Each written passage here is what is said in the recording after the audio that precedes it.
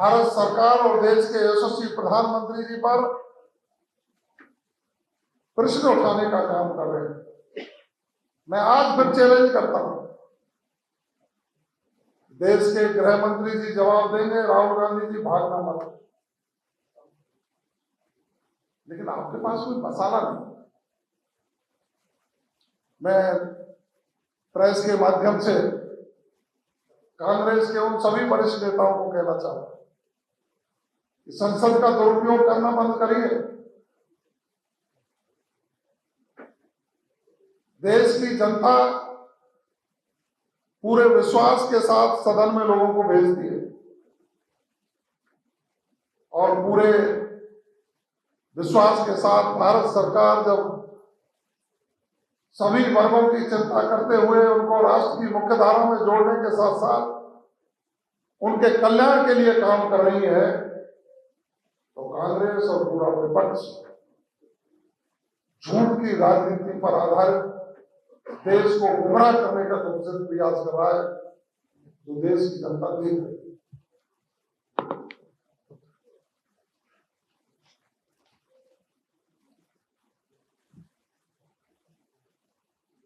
कोई आप लोगों के कोई प्रश्न हो तो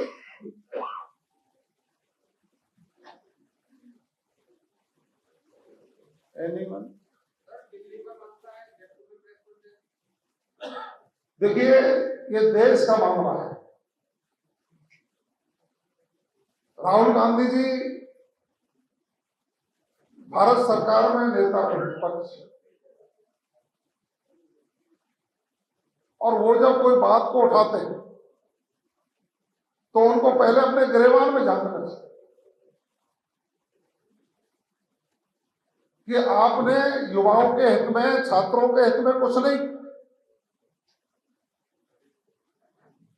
ये भारत सरकार की इच्छा शक्ति है कि उन्होंने पेपर लीक जैसी घटनाओं पर कठोर कानून बना करके देश को समर्पित करने का काम किया।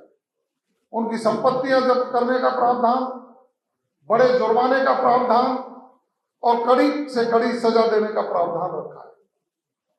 राजस्थान में जब कांग्रेस की सरकार थी, 19 में से 17 पेपर लीक हुए। आज आप धर्मेंद्र प्रधान जी का इस्तीफा मांगने की बात कर रहे थे। इस राजस्थान में आपके मुख्यमंत्री थे कांग्रेस के, उस समय के शिक्षा मंत्री थे। एक भी दिन आपने कोई इस्तीफा मांगा? आपके ही दल के लोग उस समय मार्च कर रहे थे, उनको भी दरकिनार किया। राहुल गांधी जी का यह दोहरा चरित्र,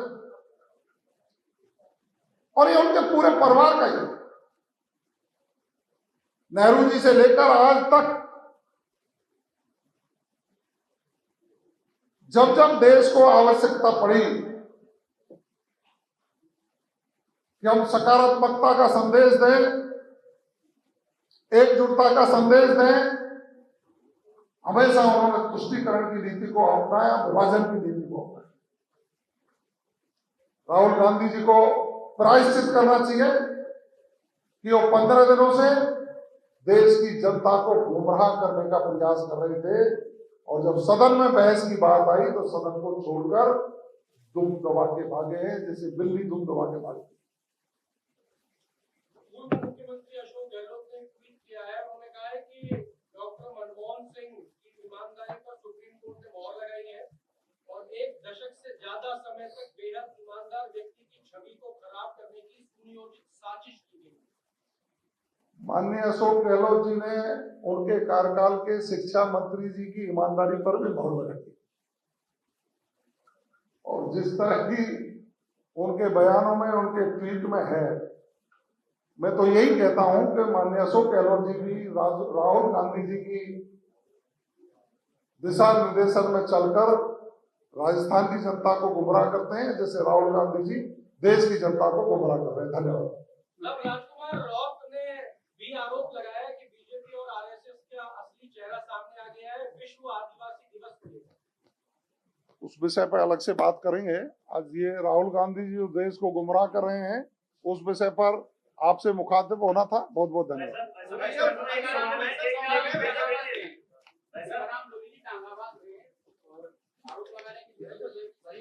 उसका बैठ के बात करें। आप सभी का बहुत बहुत धन्यवाद। इसी से संबंधित मेरा आपसे आग्रह है, ये जो विषय है, विषय से संबंधित कोई बात होगी, अन्य विषय है तो हम अलग से निश्चित रूप से बात करेंगे। आप सबकी संभावनाओं है कि लगातार सदन के अंदर में राहुल गांधी जब अमित शाह के बयान को लेकर चर्चा कर रहे थे, लेकिन 2 दिन तक का समय ही दिया गया, ऐसा क्यों? इतने दिन तक क्यों नहीं आया अमित शाह जवाब देने के लिए? देखिए, लोकसभा की कार्यविधि संचालन की व्यवस्था है, वो सारा लोकसभा के अध्यक्ष जी के माध्यम से तय होता है। और राहुल गांधी जी झूठ के आधार पर सदन में जवाब देने की बात करते रहे, और जब माननीय अमित शाह जी जवाब देने के लिए आए तो बिल्ली की तरह दुम दबा करके सदन को छोड़ करके भाग गए। भाग्यवास में जिस तरीके से सभी आरोपी बरी हुए हैं, उसको लेकर क्या कहेंगे? किसी ने तो उनको मारा होगा ना, 5 लोगों को। उस विषय पर अलग कमजोर पैरवी रही है। उस विषय पर देखिए, आज का जो हमारा प्रेस का विषय है, आप विद्वान साथी हैं, हमारा विषय है कि राहुल गांधी जी देश की जनता को गुमराह कर रहे युवाओं के नाम पर।